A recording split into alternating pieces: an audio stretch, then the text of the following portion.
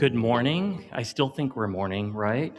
We're really honored by your presence today, and I'm excited by what we're sharing this morning and appreciate your attendance. Um, Everyone's talking about AI at the moment, and every conversation and every organization across the globe. It is already reshaping our economy and our classrooms in ways that we may not even fully understand ourselves. And I think that community colleges have a responsibility to activate immediately, appropriately, effectively, human first. So we're here to not only activate around AI, not just to talk about it, not just to study it, not just to higher ed it, which is to talk about it and study it, um, but to actually take action to help us leverage it, both for our college and our community. And I would be remiss if I didn't get to take such great joy in this innovative work that we're going to talk about today if I didn't have the pleasure of working with really incredible trustee colleagues. So I want to thank you all for your partnership and introduce you. We have our chair, Sean Hassan. Thank you. Our vice chair, Manny Gonzalez. Our secretary, Dana Walker. Our dean of the board, Nan McRaven. And I think our foundation of the board, Gigi Edwards-Bryant. Thank you all for your leadership and your partnership. We also have some really incredible guests. I just want to personally thank Congressman Doggett for your presence here today and your partnership and the legacy that you've created. And I hope we've done you proud in our reflection of that legacy. Not to belabor the point, but one of the first elections that I got to vote in a certain primary that had a D in it, when you're from the Texas Panhandle, is the big thing, was for my friend Lloyd Doggett. And it's been a privilege to see you make all of us better throughout your entire career. I also have the pleasure of working with two foundation board members, Margaret Moten. Where are you, Margaret? Thank you. And Gita Lal. Thank you for your partnership and your engagement, and I'm excited to celebrate today with you all. The question isn't whether AI will shape our future. The question is whether higher education will lead in shaping how it's used, and that we can shape how it's used ethically with humans at the center of it, not in replacement of it. And today, we get to announce a partnership with the Trellis Foundation, who shares in this vision. And we're here to announce a partnership that will lead a human-first, human-supported AI approach. We're going to embed AI at ACC in ways that helps us support our students and helps us support our local small business partners. We're going to use it to align workforce training pathways for better outcomes for our neighbors. And it is my honor to welcome our partners at the Trellis Foundation and my really good friend whom I've known and loved for years, Jenny Achilles. Thank you, Jenny.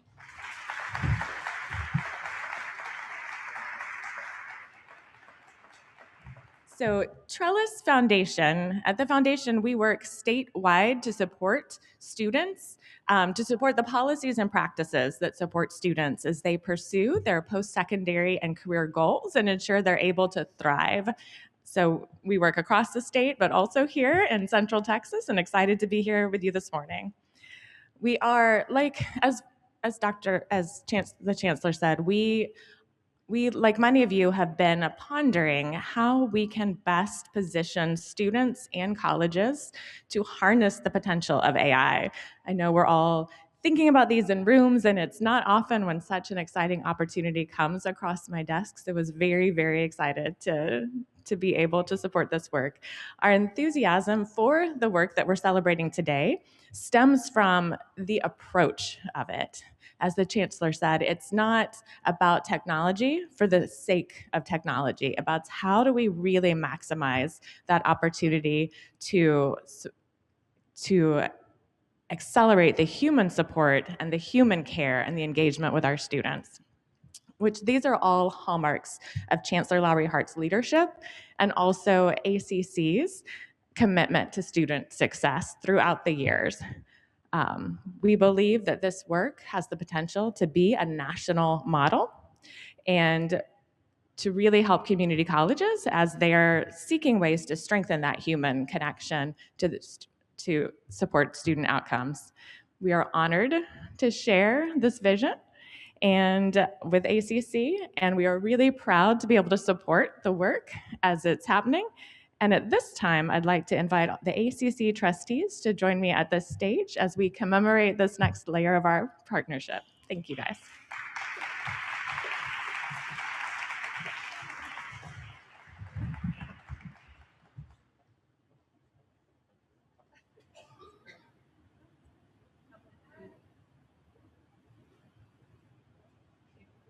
Thank you.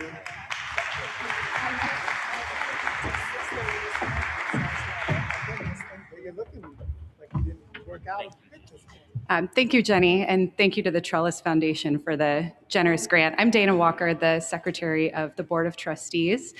The board takes great pride in serving our students and the Central Texas economy. AI, as everyone knows, has been at the forefront of these conversations, and we're really excited to bring it into ACC and be a leader in figuring out how we can leverage the power of AI, partially because we are excited to use it to look at our data in a better way, to figure out how can we identify earlier and overcome the barriers to entry and also the barriers to perseverance that our students have. Many of our students are first-generation college students, and they're either unfamiliar with the way you would lay out classes, even just financial aid, or how you register for the courses. And then once they're in, we do see a lot of people that struggle with our wraparound service needs like housing insecurity, food insecurity, mental health. And bringing AI into our college is going to allow us to look at the data better, identify these earlier, and help connect students to the resources they need so that hopefully we can continue to build on student success. The other thing we're really excited about, there's been a national conversation amongst higher education at all the different conferences. It's all about AI and how does higher education take advantage of AI to actually ready our students for the workforce, and particularly at a community college where they often go directly into the workforce. And so we are very excited about the Trellis Foundation joining with us to empower our students to be ready for those jobs, both for the students and for, of course, Central Texas. Related to the national conversation, I'm sure you all know that it's South by Southwest, and we have a number of leaders here visiting us to have more of these conversations. One of those leaders is Representative Lloyd Doggett, who I'd like to introduce now.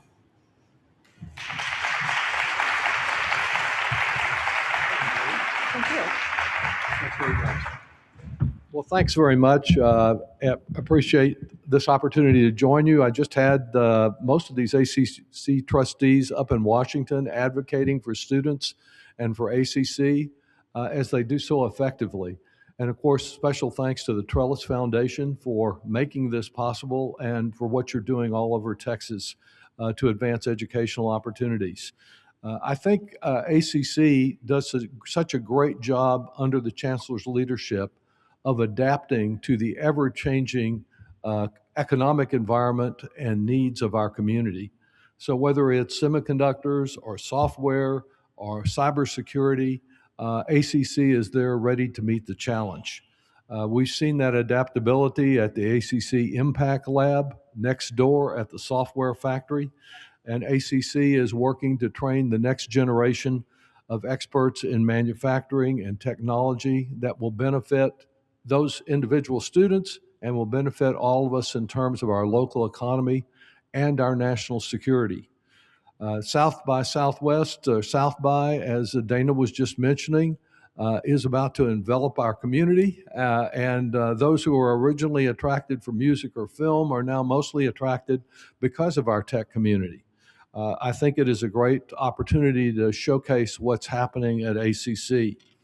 My own view of artificial intelligence is a mixture, as I think is true of many people, of hope and trepidation.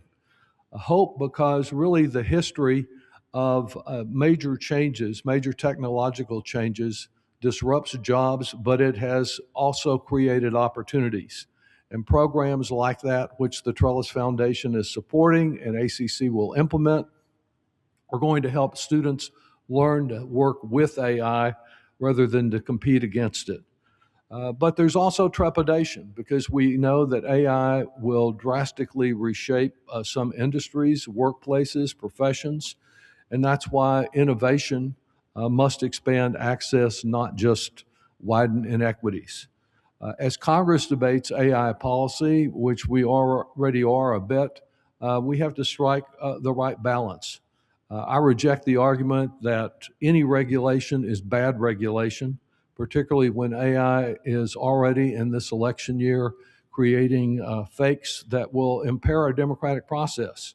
And I agree with Anthropic that using AI to engage in mass surveillance or to have automatic killing machines is not in our interest. At the same time, if we impose too many rules, we weaken our ability to stay in the lead against a very vigorous competitor with the People's Republic of China, which doesn't care so much about those matters. Because I believe in ACC and value what Trellis has done, I have previously secured federal funding for ACC workforce development. We had a gathering that was on semiconductor manufacturing, and before that, here on the software factory. So this month, working with Chris, I am submitting another request for $3 million, a direct appropriation that I believe can support ACC Center for Digital Innovation and Entrepreneurship. Who knows what will happen in Washington in this year, but I'm going to put my maximum effort on it and hope we can get it accomplished this year or by early next year. These are funds that can help ACC students build the tools and the technology that they need in competing in this digital economy. So with more than 70,000 AACC students across Central Texas and such a strong track record and such great leadership under the chancellor and the trustees, I'm convinced this is a great place to invest federal dollars to back up ACC leadership. And because if the future economy is going to run on artificial intelligence, we need real intelligence here through ACC and preparing people for it. And so with that, I turn it back to the Chancellor and look forward to our continued partnership. Thank you.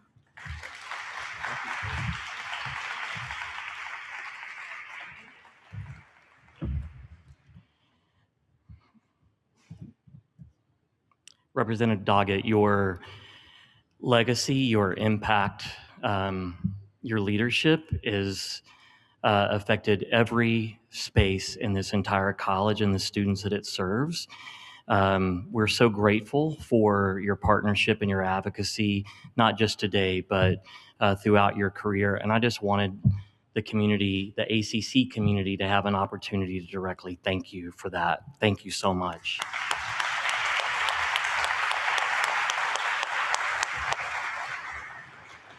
As you referenced, AI has the potential to change just about everything. You can look at the history of our country, which in the grand scheme of things is really short. But at every moment when there have been big global changes, our country has led the globe through significant transformations, whether it was the Industrial Revolution or I remember when computers were introduced to the learning platform, and we have led all of those and shaped the rest of the world through it. We have a moment now where we need to lead through it. And you reference competitors in other parts of the globe who may not have the ethical commitment to a human first approach, which is why there's so much urgency around this concept and around ACC's willingness to lean in instead of waiting for. The truth is, if we don't make changes now, we are going to fall behind as a college, as a community, and as a country. And at its basis, AI is just managing information. And we are drowning in information about our students and about our community. And we have an opportunity to leverage AI to pull that data and that information together in systems that will allow us to proactively serve our students. And I think provide a foundation to help small businesses through the use of AI technologies and agentic AI to compete with the biggest companies anywhere in the world. I know that this college is ready to do the work, and I'm so grateful for our partnership with Trellis Foundation to seed this work. We're going to do you proud, and we're going to love our community and our students to success through this partnership. So thank you. I want us to talk more specifically about this work for just a few moments, and I've asked some of my colleagues to come help us center why this moment is so important. I want to invite my colleague, Dr. Monique Johnson-Jones, who is the Associate Vice Chancellor for Academic Advising and Student Planning, an alumna of ACC, Shilda Frisch, and my good friend, the CEO of the Greater Austin Asian Chamber of Commerce, Mark Duval. Would you all join me on stage for us just to have a brief conversation centering why this work is so important?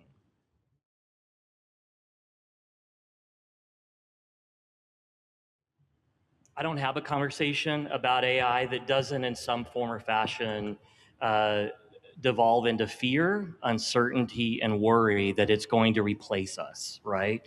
That the difference between this moment and all of those other historical moments is that fear that we're going to be replaced.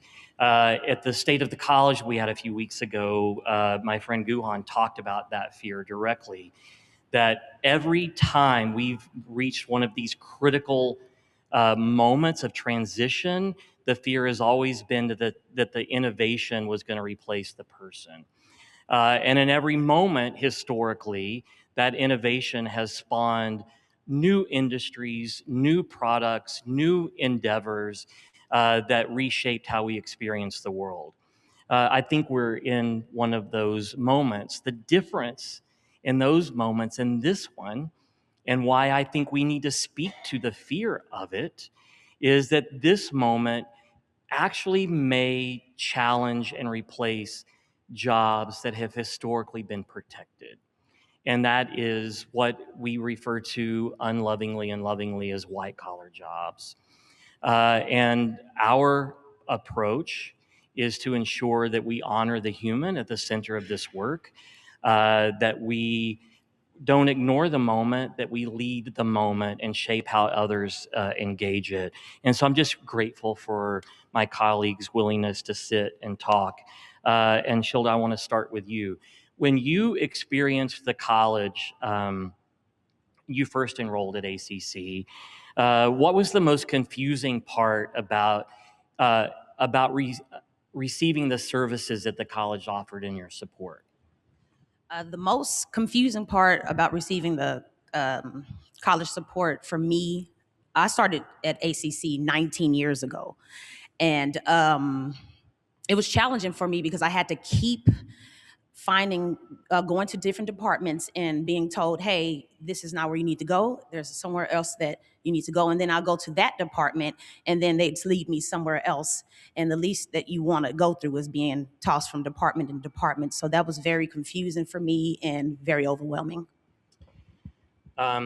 So one of the challenges in that moment is, even now, 19 years later, I don't know how that was 19 years ago when you look 19. I'm offended. You look so great. So when we take the photos, make sure that we superimpose someone between us so I don't look as bad by comparison. When you think about that experience, did you blame the college or did you blame yourself for not knowing where all of the things were or what they were called? At the time, I kind of blamed myself, I would say, because I kind of gave up in the beginning. When I first started, I was pregnant. I think I was 7 months pregnant.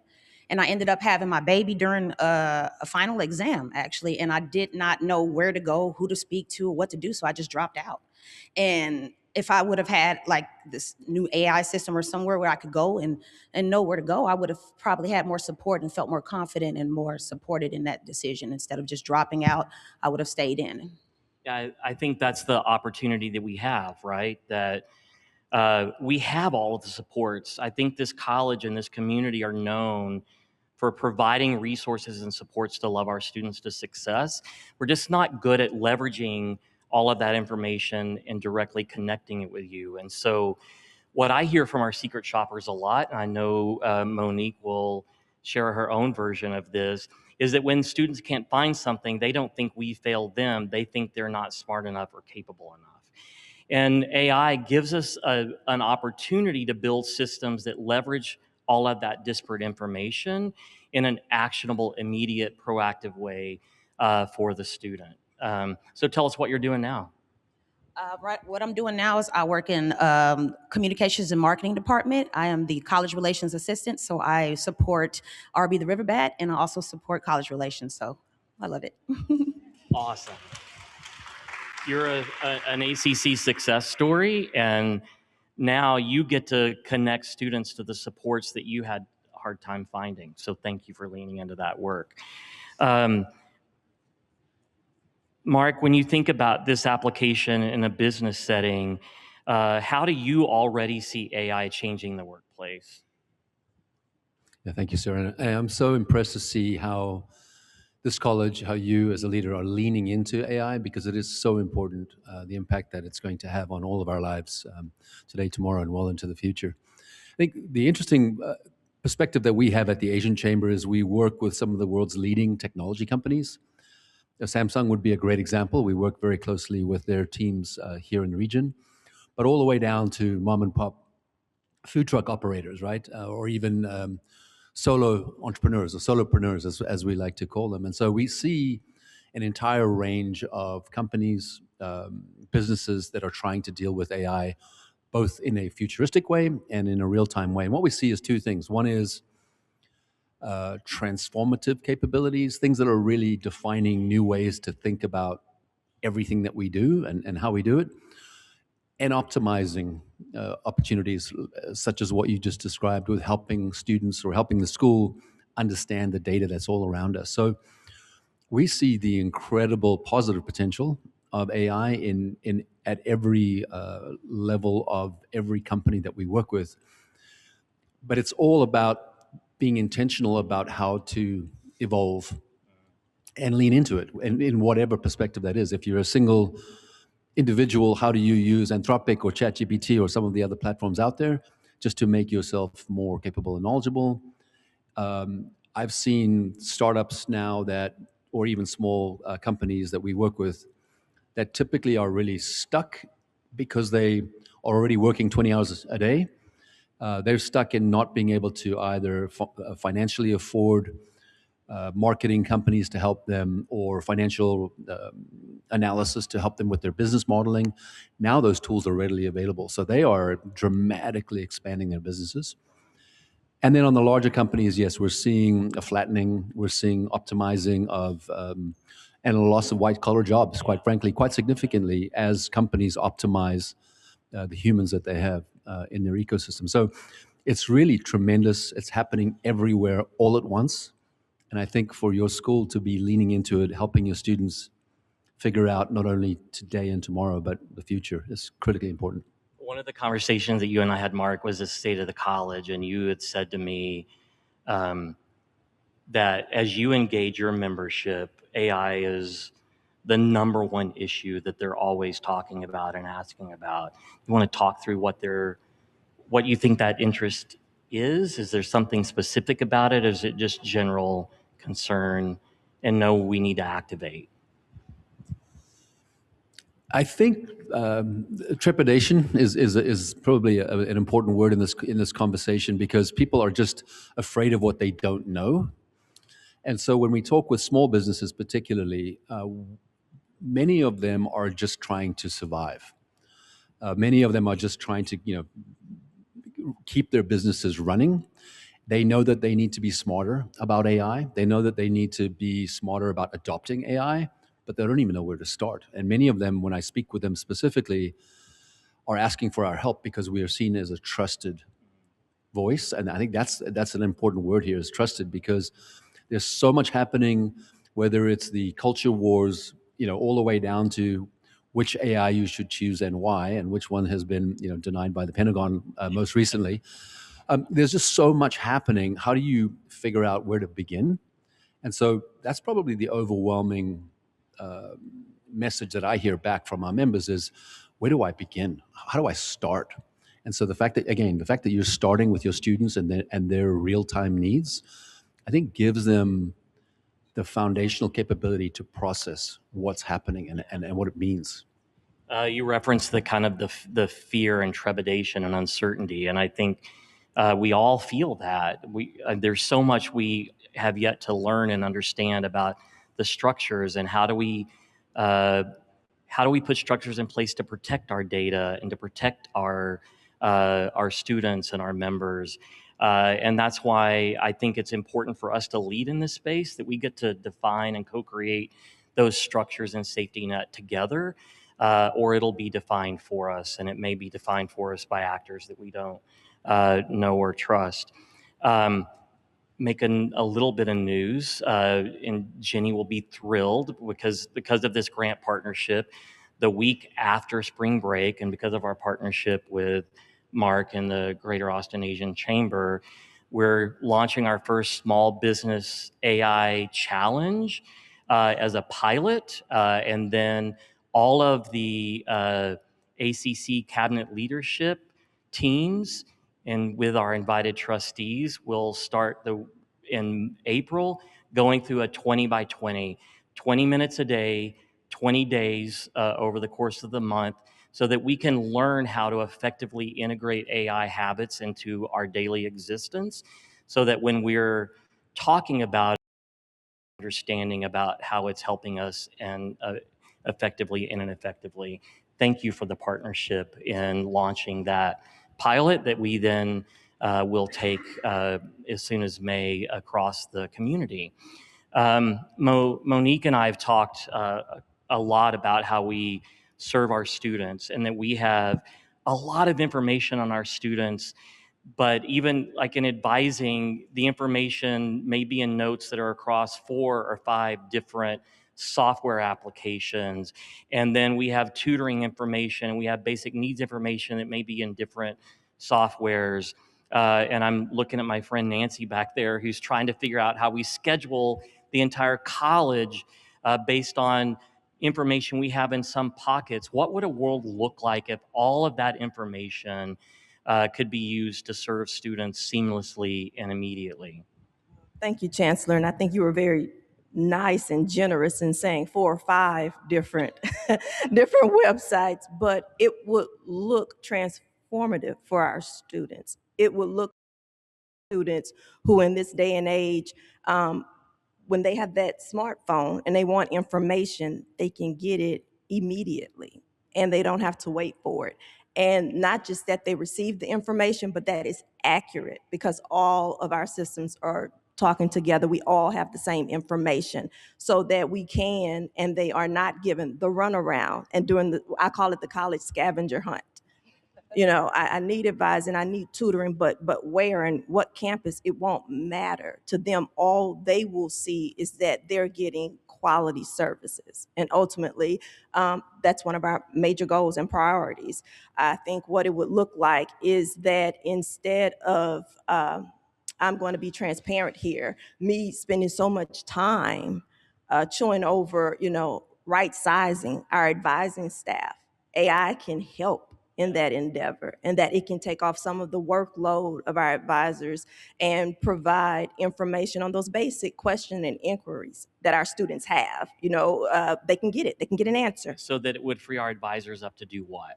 It would free up our advisors to do the transformative work that we want our advisors to do, and that it's not transactional. It's not, this is the course that you need. It's happy to have you here. What are your goals? How can I best help to get you there? They can actually do what advising is and what we're redefining it to be. Monique and I have kind of have this dream, and we're further off from the dream than I wish we were, but we're closer today, thank you, than we thought we were a few months ago. That when a student enters our campus, because of the AI integration, that we can, keeping our data in-house, not exporting it where it can be stolen or leveraged for someone else's gain, that a student will get prompted. You haven't seen an advisor this semester, and our most successful students see their advisor twice. Or you got a 72 on your test yesterday. Here are some tutoring options that you need to consider. Which appointment do you want? Because right now we spend so much time trying to communicate out that information when we could be spending our time just loving our students once they have that information. So thank you for your leadership and your partnership. Welcome. And I'm just saying ahead of time, y'all ignore me. I'm so sorry for what's about to happen to us. But we're going to get active in loving our students to success, and your leadership has and will continue to be critical. Thank you. I am honored to be a part of this. So thank It's going to you. be awesome. Some of the other things that I would love y'all's thoughts on is one of the things that I hope can be an outcome of AI is that it can close some of the inequities that we experience. A lot of the inequities that exist in this community are lack of access or lack of connectivity to people or resources. And as we design this out with our small business partners, with our internal audiences, we have got to make sure we use this tool to close institutional equity gaps that are perpetuating racial, economic, and social inequalities that we should not accept as normal anymore. Your thoughts are, how do you see this as an opportunity for us to fix those things through this modality? If I may. Yeah, please. It sounds contradictory when I hear AI and closing equity gaps, because the first thing that comes to my mind is, the least of us, our access to technology is limited. And so how can AI close an equity gap?